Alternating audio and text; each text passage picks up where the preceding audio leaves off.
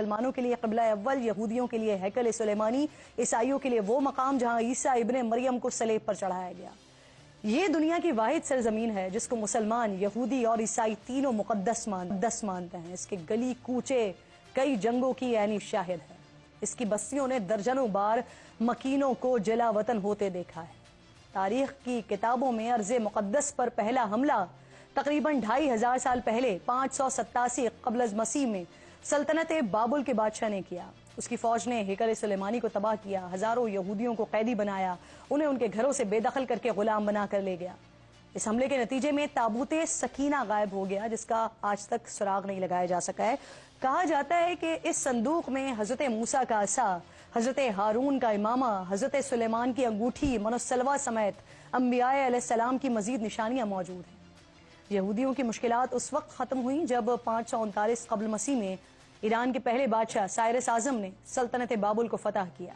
یہودی قیدیوں اور غلاموں کو رہا کیا، انہیں اپنی سرزمین پر واپس جانے کی اجازت دی۔ یوں جلا وطن ہوئے یہودی اپنی سرزمین پر واپس لوٹے۔ انہوں نے ہیکل سلیمانی کو اثر نو تعمیر کیا۔ زیادہ وقت نہیں گزرا کہ رومی افواج 63 قبل مسیح میں یروشلم پر حملہ آور ہوئی۔ ہیکل سلیمانی کو پھر تباہ و برباد کیا گیا، یعنی یہودیوں کی عبادت گاہ کا نام و نشان پھر صفحہ ہستی سے مٹ گیا۔ وقت گزرا، قیصر روم کا اقتدار رومی یہودی بادشاہ ہیرٹ کے ہاتھ میں آ گیا اور اس نے اپنے دور میں ہیکل سلیمانی کو پھر سے تعمیر کروا دیا۔ یہی وہ دور تھا جب انبیاء کی سرزمین فلسطین پر ایک اور نبی حضرت عیسیٰ علیہ السلام کا نزول ہوا اور بعد میں انہیں یہیں مصلوب بھی کیا گیا۔ اس کے بعد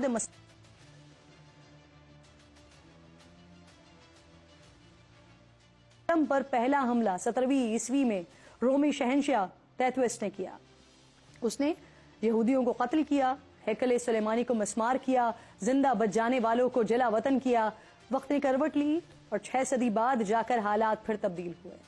638 عیسوی میں خلیفہ دوم حضرت عمر فاروق رضی اللہ تعالیٰ عنہ نے قیصر روم کو شکست دی اور بیت المقدس کا کنٹرول مسلمانوں کے قبضے میں آ گیا۔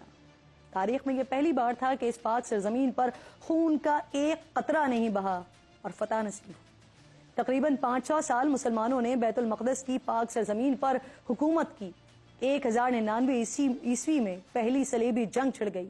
صلیبیوں نے مسلمانوں کو شکست سے دوچار کیا۔ عیسائیوں کا بیت المقدس پر قبضہ ہو گیا تو انہوں نے مسجد اقصیٰ میں بہت رد و بدل کی۔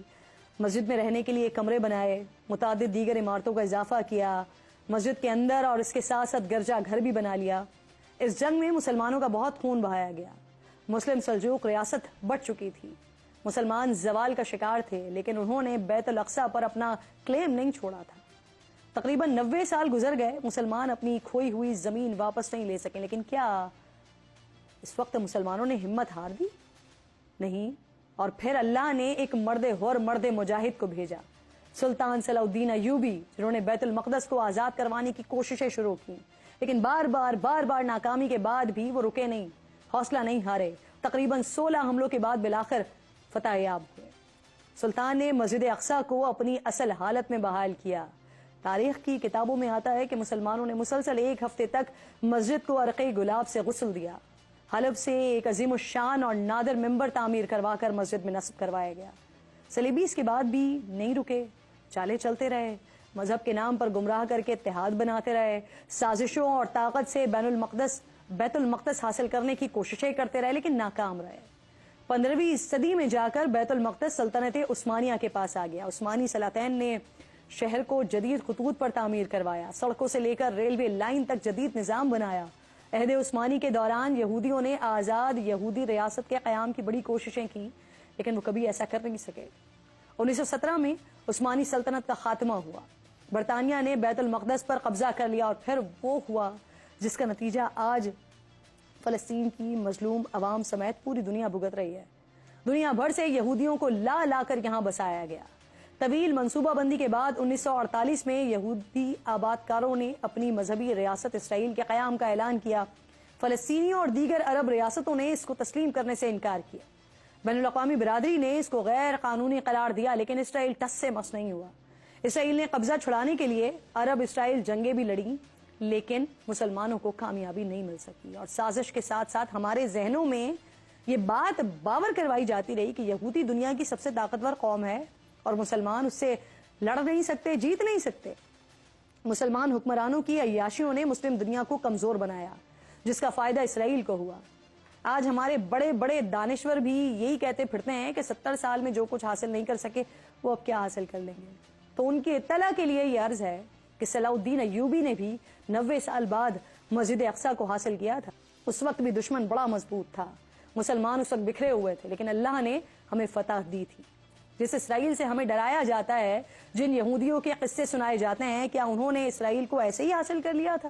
انہوں نے بھی 2500 سال طویل جدوجہد کی ہے, لٹتے رہے, قتل ہوتے رہے, قیدی بنے, غلام بنے, جلا وطن ہوئے, گمنامی کی زندگی کاٹتے رہے. الغرض ہر حالات کے بدترین حالات کا سامنا انہوں نے کیا, لیکن اپنی اولادوں میں بس ایک بات منتقل کرتے رہے کہ اس اپنی ریاست کو انہوں نے حاصل کرنا ہے, اور وہ انہوں نے سازشوں سے حاصل کر بھی لیا, اور اب طاقت اور مال کے بل پر قابض بھی رہنا چاہتے ہیں. لیکن ہمیں کسی صورت مسجد اقصیٰ کو بھولنا نہیں ہے.